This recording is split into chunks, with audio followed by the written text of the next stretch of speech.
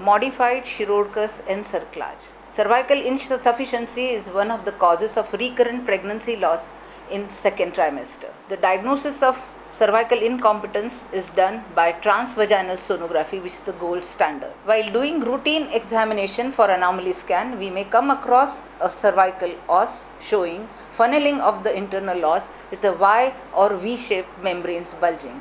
In such situations, there is indication for doing cervical encirclage.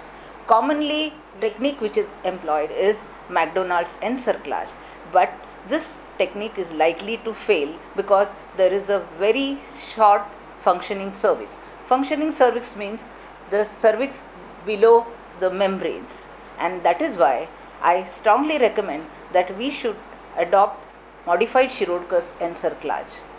For the technique of modified Shirodkar encirclage is the cervix under anesthesia, the cervix is held, both the lips are held.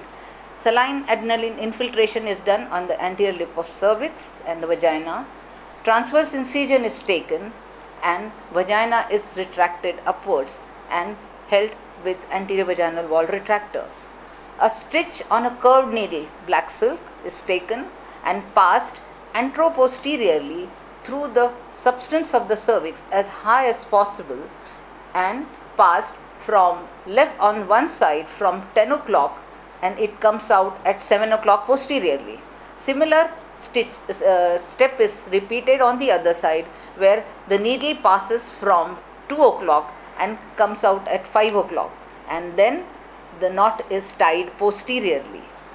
This procedure is the height of the cervix. This is called cervical height, where the distance between the stitch and the internal os is significantly shorter than McDonald's stitch, and that is why this has an advantage of Shirodkar stitch being as close to the internal os, and it has the simplicity of McDonald's procedure. I strongly recommend my colleagues to adopt this procedure in patients where the cervix is very short with bulging membrane, up V and Y shaped. Thank you.